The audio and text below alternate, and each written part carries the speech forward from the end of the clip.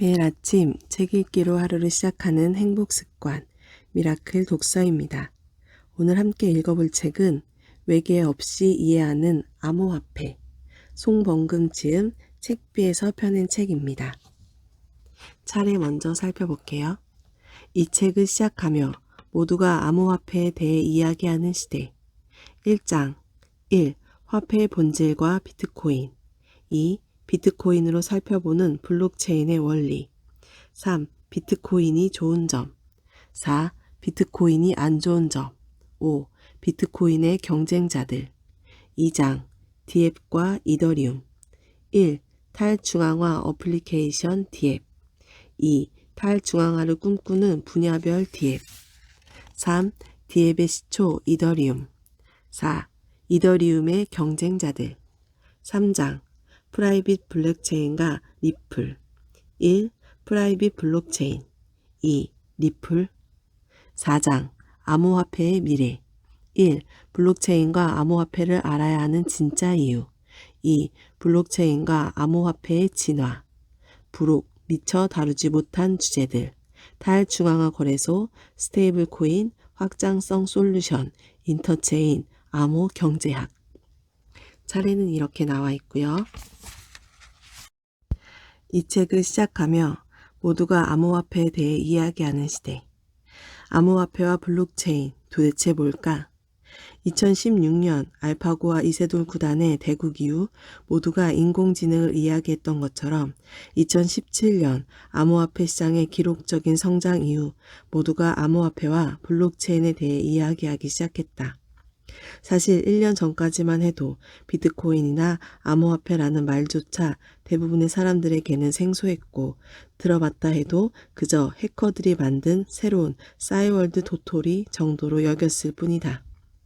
하지만 2017년 이후 비트코인은 뉴스에서도 수차례 방송될 정도로 큰 이슈가 되었다. 지금도 언론은 끊임없이 암호화폐와 블록체인과 관련된 새로운 기사들을 내보낸다.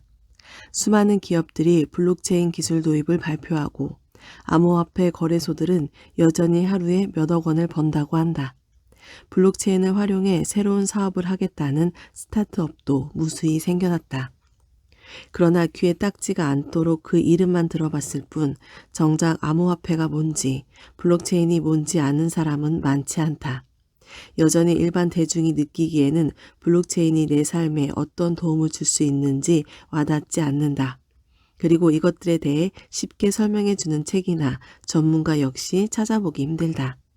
그럼에도 불구하고 나는 블록체인과 암호화폐에 대해 더 많은 사람이 알고 이해해야 한다고 생각한다. 왜냐하면 블록체인 기술과 암호화폐라는 자산이 완전히 새로운 비즈니스 모델을 만들어내고 있고 이렇게 패러다임이 새롭게 바뀌는 곳에는 언제나 기회가 있기 때문이다. 물론 블록체인 기술은 만능이 아니다. 하지만 탈중앙화와 인센티브라는 블록체인의 무기를 잘 사용하면 기존에는 상상도 못했던 새로운 비즈니스가 등장할 수 있다. 스마트폰이 처음 나왔을 때를 생각해보자. 비록 기존 PC를 완전히 대체하지는 않았지만 스마트폰이라는 새로운 플랫폼의 보급으로 인해 그전에는 상상도 못했던 수많은 앱과 서비스가 생겨나지 않았는가? 암호화폐의 가격이 등락을 거듭하는 것을 보면서 특히 폭락할 때는 블록체인의 미래에 대해 의문을 품는 사람이 생겨난다. 하지만 나는 오히려 올 초가 과열 상태였을 뿐 진짜 게임은 지금부터 시작이라고 생각한다. 이미 현장에서는 엄청난 속도로 변화가 일어나고 있다.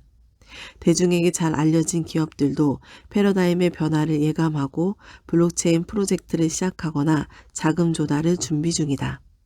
카카오나 라인 같은 IT 선도 기업은 물론 많은 대기업들이 블록체인 전담팀을 꾸릴 정도다. 특히 금융업에서는 블록체인과 암호화폐에 특화한 전문 투자사나 엑셀러레이터 등이 빠르게 규모를 키워가고 있다. 산업을 막론하고 새로운 패러다임의 변화에서 선두를 차지하기 위해 치열한 경쟁이 펼쳐지고 있는 것이다. 새로운 기회를 찾는 사업가나 구직자라면 블록체인과 암호화폐는 반드시 공부해야 할 주제다. 블록체인 기반 서비스는 기존 서비스와는 완전히 다르고 이제 시작 단계라 모두가 비슷한 출발선에 있는 말 그대로 블루오션이기 때문이다. 참고로 블록체인에는 단순히 개발자만 필요한 것이 아니다. 블록체인 프로젝트의 성공을 위해서는 기술을 구현하는 개발자 외에도 마케터, 경제학자, 서비스 기획자가 필요하다. 중요한 것은 이들 모두에게 블록체인에 대한 이해가 반드시 있어야만 한다는 것이다. 현재는 블록체인을 이해하는 인재에 대한 기업의 수요는 엄청난 반면 공급은 턱없이 부족한 상황이다. 사실 당연한 일이다. 블록체인과 암호화폐를 이해하는 것은 쉬운 일이 아니다. 블록체인은 우리가 한 번도 상상해보지 못한 기술로 기존의 어떤 기술과도 다르며 암호화폐도 기존의 자산들과 전혀 다르기 때문이다. 인공지능이나 로봇, 가상현실 등도 최첨단 기술이지만 그것들은 적어도 SF 영화에서라도 보기는 했으니 적어도 어떤 개념인지 감은 잡힌다. 하지만 아직 블록체인은 그 비슷한 것도 영화에 등장한 적이 한 번도 없다. 그러니 이해하기 더 어려울 수밖에 없다. 하지만 블록체인과 암호화폐를 이해하기 어려운 데 큰 이유는 쉽게 그리고 제대로 설명해주는 사람이 없기 때문이다. 뉴스 기사나 인터넷에 올라오는 관련 글 중에는 뛰어난 것도 간혹 있지만 대부분은 사실 여부가 불분명한 것뿐더러 파편화된 정보만을 제공한다. 주로 투자 시점에서 가격이 얼마나 올랐다거나 어떤 호재가 있다거나 하는 정보들이다. 그 암호화폐와 블록체인이 실제로 어떤 문제를 해결할 수 있는지, 그 본질적 가치가 무엇인지에 대한 글은 찾아보기 힘들다. 간혹 보이는 깊이 있는 글들은 이전부터 암호화폐에 관심을 가졌던 사람들이 쓴 글이다. 허나 이들은 주로 IT 지식이 해박한 사람들이라 기술적인 내용에 초점을 맞추는 경우가 많고 배경 지식 없는 독자라면 이해하기 어려운 전문 용어 사용이 많다. 그래서 그런 글들을 열심히 읽어봐도 분산장부, 채굴, 탈중앙화 같은 어려운 단어 몇 개만 기억날 뿐 여전히 이해하기 힘들다.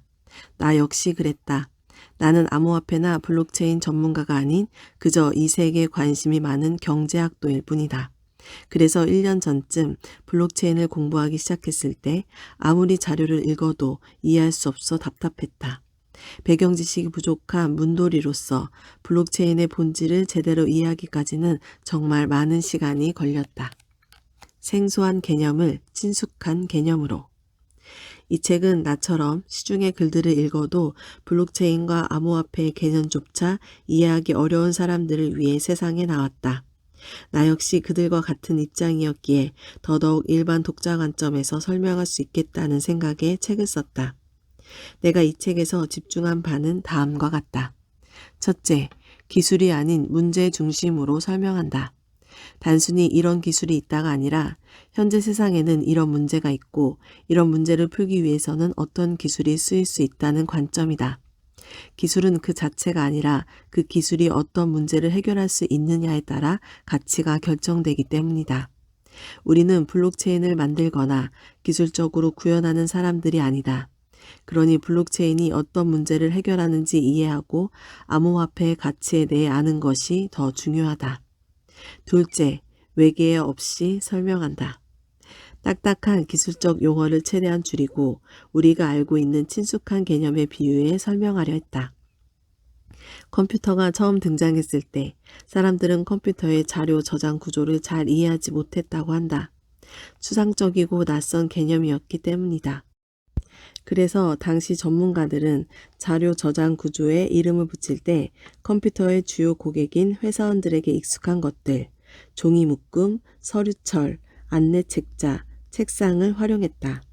우리가 지금까지 사용하는 컴퓨터 용어들은 이때 만들어진 것이다. 블록체인과 암호화폐의 세계를 이해할 때도 이런 식의 접근이 필요하다. 적절한 비유와 사례만으로도 낯선 개념을 이해하는 데 훨씬 도움이 될 것이다. 하지만 순화한 비유와 설명을 사용한 것일 뿐이니 다른 관점에서 봤을 때는 비유가 맞지 않을 수도 있음을 미리 밝혀둔다. 셋째, 꼭 필요한 기초 개념만 설명한다. 책 한 권에 블록체인의 방대한 세상을 모두 담기란 애초에 불가능하므로 원리와 본질을 이해하는 데 꼭 필요한 기초적인 개념들 위주로 설명했다. 입문서로서 기본을 제대로 설명하는 게 더 낫다고 생각했기 때문이다. 이 책으로 전체적인 개념을 이해한 후 조금 더 수준 높은 글들을 보면서 공부하기를 추천한다. 이해할 수 없는 시장에 투자하지 말라. 암호화폐 투자에 관심 있는 사람이라면 더더욱 이 책을 읽어야 한다고 생각한다. 현재 암호화폐 투자 시장은 그리 건전하지 못하다. 많은 사람이 암호화폐가 무엇인지도 모르는 상태로 투자를 시작한다.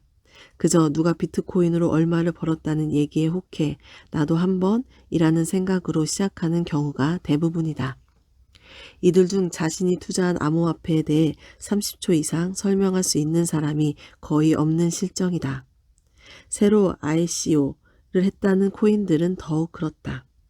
그렇다 보니 현재 암호화폐 시장은 폭락과 폭등, 조작, 광풍, 작전, 사기, 해킹이 난무하다. 새로운 암호화폐가 등장하고 기업들이 코인을 발행해 투자를 받거나 블록체인을 활용한 시도가 많아지는 것 자체는 좋은 현상이라고 본다. 다양한 시행착오가 추적되어야만 블록체인이 사람에게 유용하게 쓰일 수 있는 것이기 때문이다.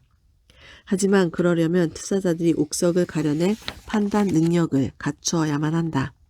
그래야 자정작용을 통해 알맹이가 있는 프로젝트만 살아남을 것이다. 하지만 안타깝게도 상황은 그렇지가 않다. 적당한 키워드와 그럴듯한 웹사이트만 가지고 코인을 발행하면 수십억이 모이는 상황이니 사기꾼이 넘쳐날 수밖에 없다. 많은 사람이 이상적인 상황을 가정해 블록체인으로 혁명과 파격적 혁신을 일으킨 것처럼 이야기하지만 현실은 아직 갈 길이 한참 멀었다. 이런 상황에서 사기당하지 않고 올바른 투자를 하려면 공부를 해야 한다. 그리고 이를 위해서는 반드시 암호화폐와 블록체인에 대한 근본적인 이해가 선행되어야 한다. 주식 투자를 하려면 가장 먼저 기업이 무엇인지, 그리고 기업이 어떻게 돈을 버는지 알아야 하고 그 결과가 재무제표에 어떻게 기록되는지 알아야 하는 것처럼 말이다. 암호화폐에 투자할 때도 블록체인은 어떤 역할을 하며 암호화폐라는 자산은 어떤 메커니즘을 사용하는지 이해해야 한다. 태풍이 불면 돼지도 난다는 말이 있다. 지금 암호화폐와 블록체인은 태풍을 등 뒤에 업고 급상승 중이다. 하지만 이 태풍이 언제 사라질지는 아무도 모른다. 그때 후회하지 않으려면 자신이 투자하고 있는 것이 돼지인지 아닌지 냉정한 눈으로 파악해야 한다. 오마하의 현인, 투자의 기재 워렌 버핏은 말했다. 자신이 이해할 수 없는 비즈니스에는 투자하지 말라. 블록체인은 이해와 참여가 있어야 완성되는 기술. 특정 암호화폐를 보유한다는 것은 단순한 투자 행위가 아니라 그 네트워크의 참여자가 되는 것이다. 즉, 투자자들이 블록체인의 원리와 탈중앙화에 대해 이해해야만 네트워크가 제대로 운영되고 발전할 수 있다. 국민이 민주주의 시스템을 알아야만 정치 시스템이 제대로 돌아가는 것과 마찬가지이다. 어떤 의미에서 블록체인은 단순한 IT 기술이 아닌 정치가 결합된 기술이다. 제도를 제안하고 틀을 짠 사람도 있지만 그것을 받아들이고 돌아가게 하는 것은 암호화폐를 보유한 투자자와 사용자들이다.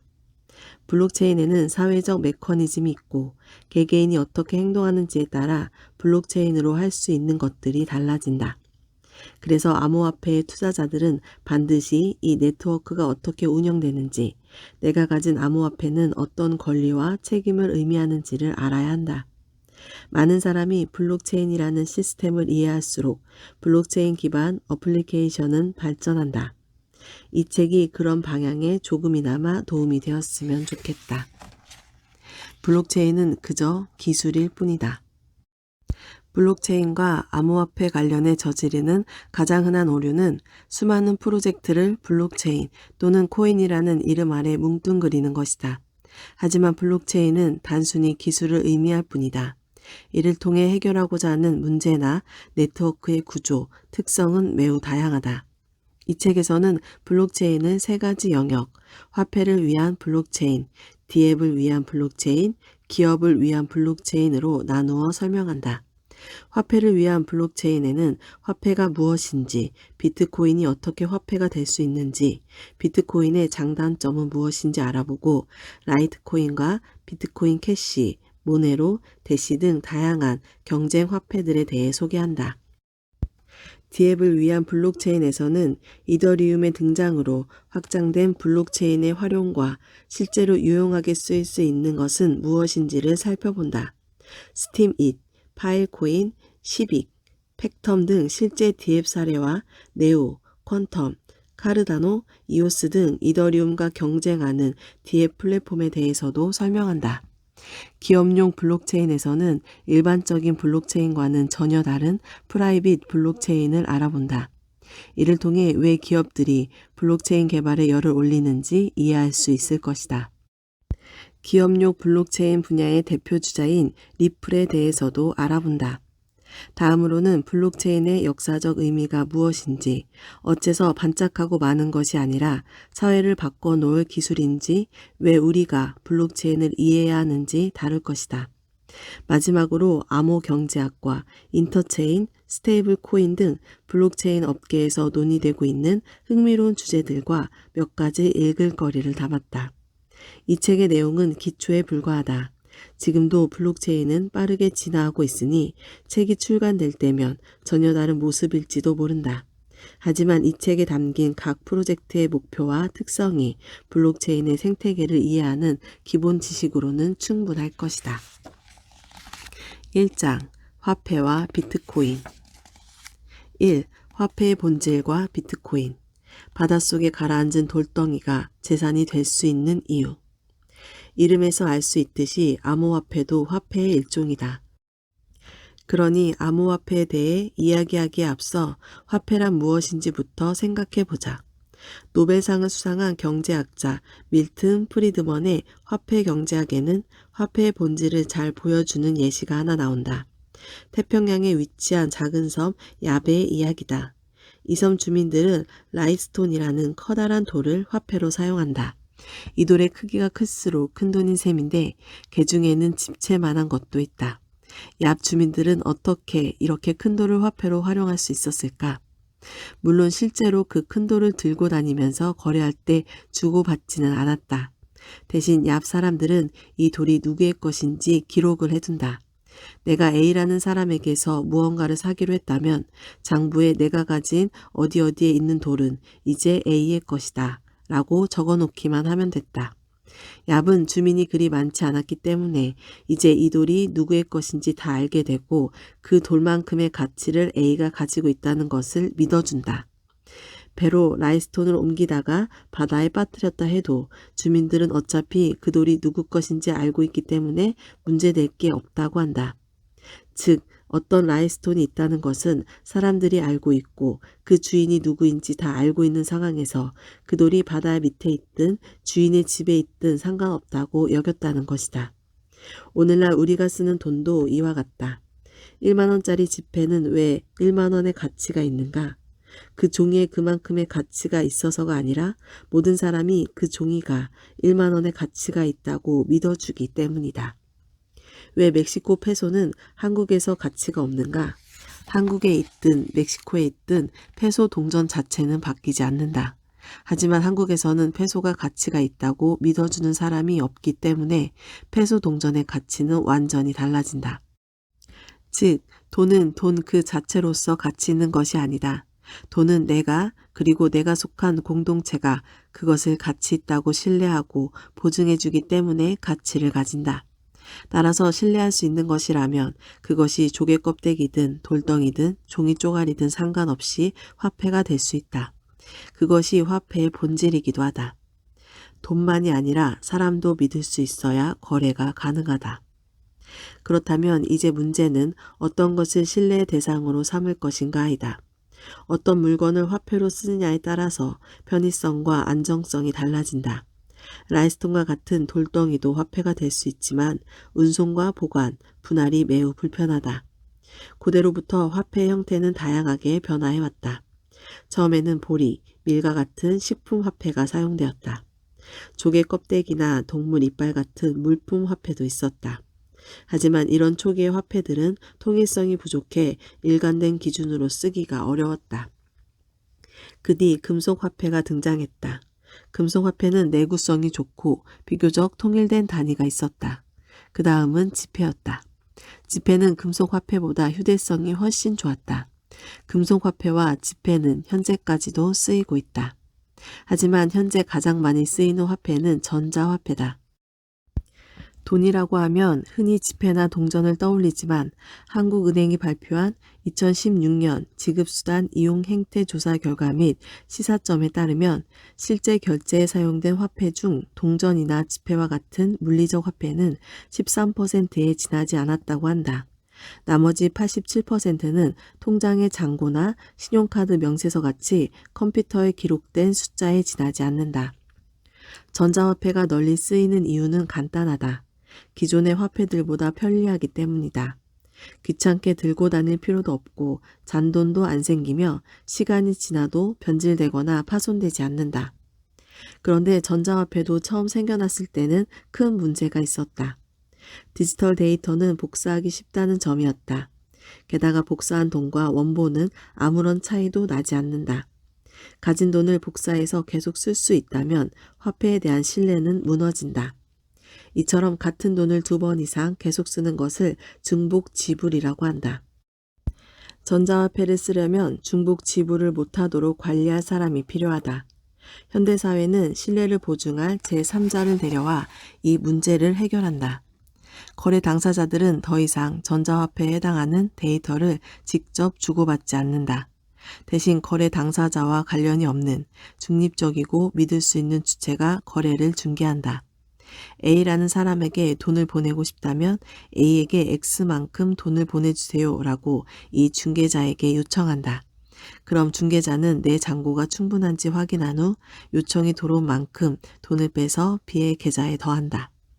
이 과정에서 아무런 물리적 교환도 일어나지 않는다. 중개자는 단순히 컴퓨터 안에 존재하는 숫자만 바꿔줄 뿐이다. 하지만 거래 당사자들을 비롯해 모든 사람이 이 중개자를 신뢰하기 때문에 아무런 문제 없이 전자화폐를 주고받을 수 있다. 예상했겠지만 이 중개자가 바로 오늘날의 은행이다. 실제로는 수많은 은행과 국가기관이 복잡하게 얽힌 금융 인프라의 형태지만 단순화를 위해 하나의 중앙은행만 있다고 생각해보자. 이 은행은 누가 누구와 얼마를 주고받았는지 모두 기록한 장부를 가지고 있다. 모든 사람은 은행이 그 장부를 잘 관리하고 있을 것이고 만에 하나 일이 잘못되면 은행이 정당한 책임을 진다고 생각한다. 그 신뢰가 있기 때문에 통장에 찍혀있는 숫자가 화폐로 쓰이는 것이다. 제3자가 개인 간의 거래를 기록 및 검증해주고 개인들이 이 제3자를 모두 신뢰하기 때문에 우리는 중복 지불 없이 편리하게 전자화폐를 쓸 수 있게 되었다. 전자화폐 대 가상화폐 대 암호화폐. 현재 국내에서 비트코인과 같은 화폐를 부르는 용어만 해도 가상화폐, 전자화폐, 암호화폐 등 다양하다. 하지만 전 세계적으로 공식적인 명칭은 암호화폐로 통일되었다. 그렇다면 이 용어들에는 어떤 차이가 있는 걸까? 앞서 말했듯이 전자화폐는 금융기관이 보증하는 통장이나 체크카드 및 신용카드 같은 형태의 화폐를 뜻한다. 중앙은행에서 발행하는 현금과 동일하게 법적으로 가치를 보장받는 것이다. 우리가 쓰고 있는 원화 중 물리적으로 실제하는 것이 아닌 숫자들은 모두 전자화폐라고 보면 된다. 가상화폐는 발행 주체가 정부나 금융기관이 아닌 화폐를 부르는 말이다.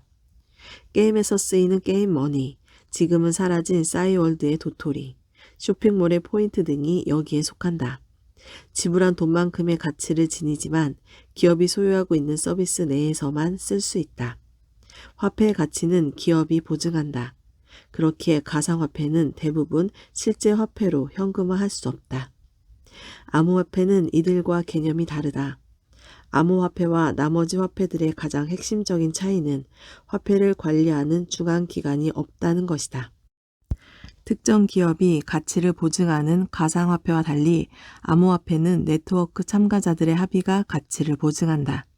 또한 암호화폐는 거래소를 통해서 실제 화폐로 현금화할 수 있다. 현금화하는 비율, 즉 암호화폐의 가격은 해당 암호화폐에 대한 수요와 공급에 따라 변동한다. 비트코인, 라이트코인, 리플 등이 여기에 속한다. 이를 표로 정리해보면 다음과 같다. 혼란을 피하기 위해 이 책에서는 공식 명칭인 암호화폐를 일관되게 사용하고 전자화폐나 현금은 법정 통화를 지칭하는 말로 쓸 것이다. 요약 1.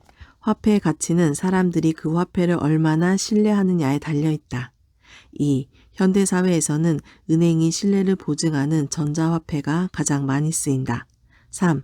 법정화폐, 전자화폐, 가상화폐, 암호화폐는 각각 다른 개념으로 비트코인, 이더리움, 리플 등은 암호화폐에 속한다. 금융위기 그리고 비트코인의 등장. 10년 전 미국에서는 전례 없는 금융위기가 터졌다. 금융기관들은 갚을 능력이 없는 사람들에게 수년간 위험한 대출을 해주었다. 수많은 사람이 갚을 능력이 없는 돈을 빌렸고 금융기관은 역대 최대의 수익을 올렸다. 하지만 악성 대출은 계속 쌓여갔다. 그러다가 돈을 갚지 못하는 사람이 속출하자 이들은 한순간에 무너져 내렸다. 많은 은행이 파산 직전까지 갔다. 문제가 심각해지자 미국 정부는 국가 경제에 끼칠 악영향을 막기 위해 이 기관들에게 돈을 지원했다. 허나 엄청난 양의 돈을 지원해주자 국가의 재정이 부족해졌다. 미국 정부는 그 돈을 어떻게 메웠을까? 간단했다. 돈을 찍어냈다. 찍어낸 돈으로 적자를 메웠다. 물론 세상에 공짜는 없다. 화폐로 살 수 있는 상품은 그대로인데 화폐량이 증가하면 화폐의 가치는 떨어진다. 즉 사람들이 가지고 있는 돈의 가치가 하락하고 그 돈만큼 은행을 지원하는 데 쓰인 것이다. 정부가 화폐 가치를 조절할 수 있는 막강한 권력을 가지게 된 것은 50여 년 전 근본이제를 폐지하면서부터다. 근본이제란 쉽게 말해 금을 보유하고 있는 만큼 화폐를 찍어낼 수 있다는 뜻이다. 하지만 1971년 미국은 근본이제를 폐지했고 가지고 있는 금과 상관없이 화폐를 찍어낼 수 있게 됐다. 달러를 비롯한 대부분의 법정화폐는 어떤 물리적 자산과도 연동되어 있지 않다. 화폐의 가치를 보증한다는 정부의 약속이 적혀 있을 뿐이다. 그 후로 정부는 재정 적자가 있을 때마다 돈을 찍어내서 메웠다. 특히 미국 정부가 그랬다. 근본이제 폐지 이후 유통되는 화폐의 양은 급격하게 증가했다. 사람들은 이런 현실에 대해서 잘 알지 못하거나 알면서도 대수롭지 않게 여긴다. 결국 누군가는 화폐를 보증하고 관리해야 하잖아. 정부는 누군가의 할 일을 할 뿐이야. 어차피 대안은 없어. 찍어낸 돈으로 실업을 줄이거나 기업의 성장을 투자하면 상관없지. 정말로 그럴까? 정부가 찍어낸 돈은 공공의 이익을 위해서 쓰이고 있을까? 반드시 정부가 화폐의 신뢰를 보증하고 관리해야 할까? 여기에 아무런 대안이 없는 걸까? 정부가 통제하지 못하는 화폐라는 아이디어는 이런 의문에서 시작되었다. 미국 은행들이 줄줄이 파산한 지 몇 주 뒤인 2008년 9월 사토시 나카모토라는 익명의 개발자가 9페이지짜리 논문을 공개했다. 정부가 통제하지 않는 화폐를 만드는 방법을 설명한 논문이었다. 은행의 역할은 블록체인이라는 기술로 대체할 수 있다는 설명이었다. 정부가 통제하지 못하는 화폐라는 아이디어는 몇몇 IT 덕후들과 정부의 화폐 권력에 반발하는 사람들을 중심으로 인기를 얻었다. 사토시는 자신의 프로젝트에 관심을 보인 소수의 개발자들과 함께 최초의 블록체인을 만들고 테스트를 진행했다. 최초의 블록에 기록된 다음 문장에서 비트코인이 만들어진 목적을 알 수 있다. 은행권 긴급 구제금융 초읽기에 들어간 재무장관. 2009년 1월 3일 영국 타임즈의 헤드라인이다. 정부가 은행들에게 두 번째 구제금융을 해주기 직전이라는 내용의 기사 제목을 인용한 문장이다. 비트코인의 초기 정신이 정부가 통제하지 못하는 화폐에 있음을 잘 보여준다. 비트코인이 점점 더 알려지던 2010년 사토시는 벼랑간 잠적해버렸다. 그 후 자신이 사토시라고 주장하는 많은 사람들이 등장했지만 모두 증명하지는 못했다. 중요한 것은 사토시의 뒤를 이은 개발자들과 비트코인을 지지하는 커뮤니티가 생겨났고 이들에 의해서 비트코인은 계속해서 발전해 왔다는 것이다. 오늘날 비트코인은 시가총액이 약 350조 원에 이르는 거대 프로젝트가 되었다. 물론 이 책을 읽을 때면 바뀌어 있겠지만 말이다. 제3자의 개입 없는 화폐 시스템. 앞서 말했듯이 거래의 대부분을 차지하는 전자화폐는 제3자, 금융기관에 대한 신뢰를 기반으로 한다.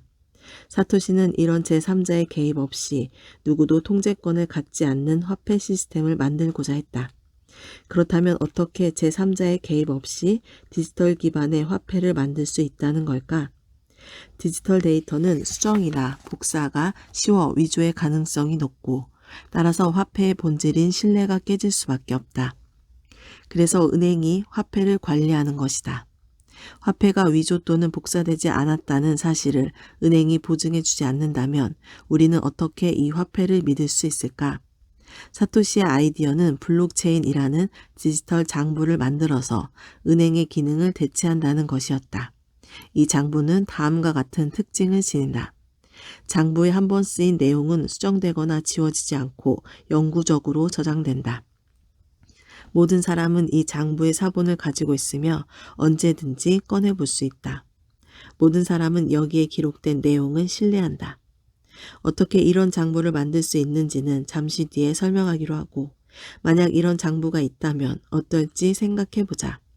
모든 사람의 거래가 기록된 장부가 있고 사람들은 이 장부의 내용을 신뢰한다.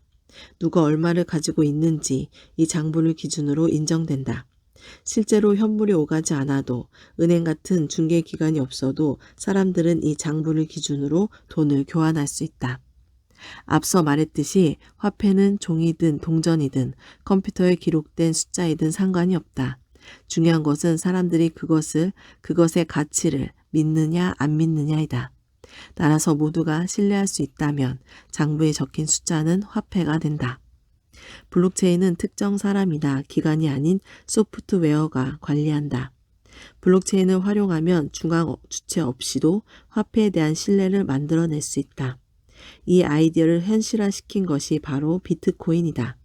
즉, 은행이 보증하는 신뢰를 블록체인이 보증하는 신뢰로 대체한다.